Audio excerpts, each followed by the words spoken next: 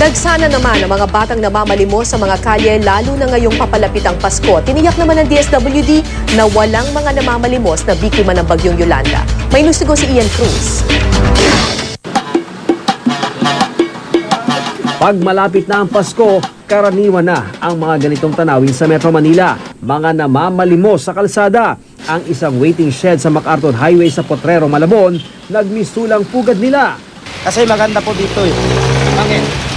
Mabubuti yung mga tao dito at saka mapagbigay. Hindi naman madamot.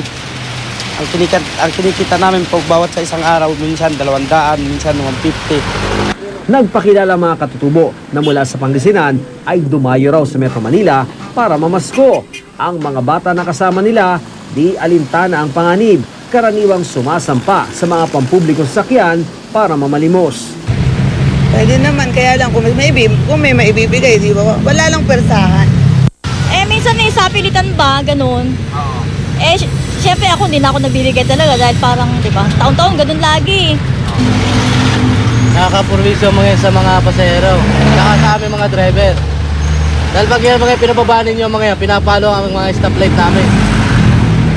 Ang mabigat na daloy ng trapiko sa Mindanao Avenue, Quezon City naman ang sinasamantala ng mga namamalimos. Gamit din ng mga tambol sa paghingi sa mga pampaserong sasakyan. Kaya naman ang pamunan ng PNP, inatasan na raw ang lahat ng mga regional director sa buong bansa na linisin ang mga kalye sa mga namamalimos. Mag-conduct ng saturation drives, tulungan sila, more of compassion naman to rather than law enforcement.